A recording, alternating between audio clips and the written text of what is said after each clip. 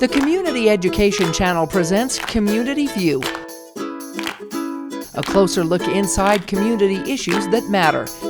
It's a glimpse, a preview, bringing public perception to light on local community issues that make a difference.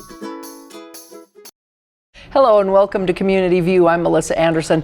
You know, he's a man who typically doesn't need much of an introduction in southern Utah except to say the word water.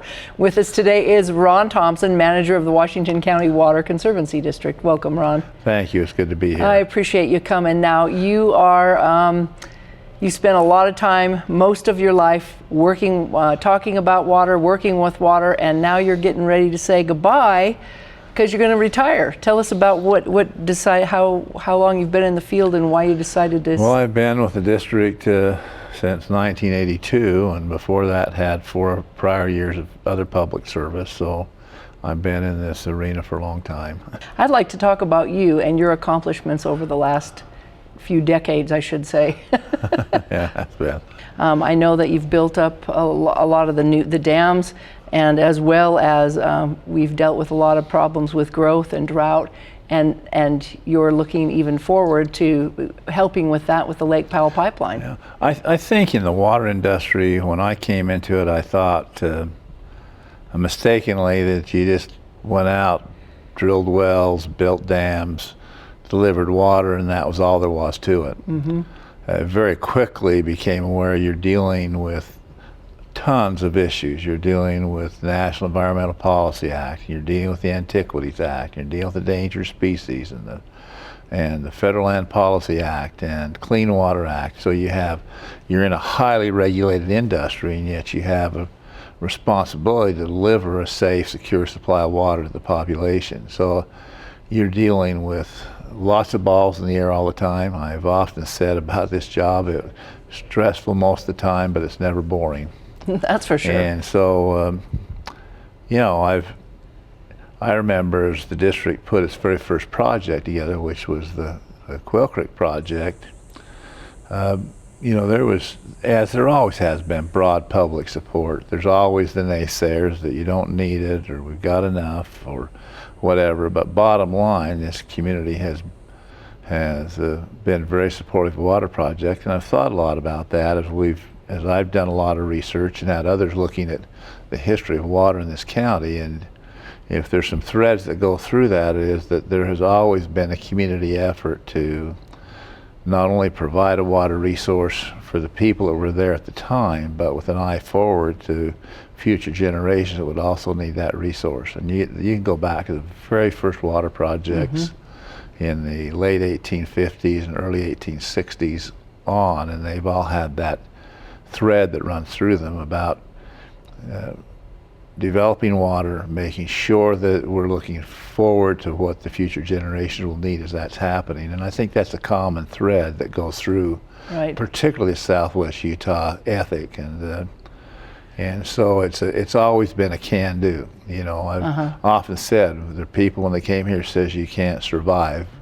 Yeah. Too hot, too dry, but they did. They said you couldn't build a dam on the Virgin River, and they ultimately did. And their whole history is proving the naysayers wrong as they work through these stringent and difficult environments that we have here to build what we have today, which is a wonderful place to live for those of us that have followed them. Right, and that's paid for itself over time, and now we're looking forward to the Lake Powell pipeline. And Zach Renstrom will be taking over that battle. He will. Tell us a little bit about Zach and why you think he'll lead this charge forward. Well, I've had an opportunity over the years to work with Zach on several things, and he was a county commissioner. He came here still relatively young. He has 3 teenage children, and has been in the community about 20 years, but served as a county commissioner and chairman of the county commission. And I've been trying to lure him away from that job for some time. So I just think Zach is a good fit. He's got an engineering degree, he has a strong interest in water, and he's got a law degree on top of it. And he understands the politics that go on. And all of those are critical elements that you deal with every day as a water manager. And he seems to work very well with people. I think he's going to be a step forward is what I think. All right, well, and real briefly, the Lake Powell pipeline, where are we with that to date? Well, Lake Powell is, as you know, Congress changed some laws dealing with the power plants that we plan to put on, so we don't need some federal permits on most of them. So the Department of Interior has taken the lead, and they've delegated that responsibility to the Bureau of Reclamation.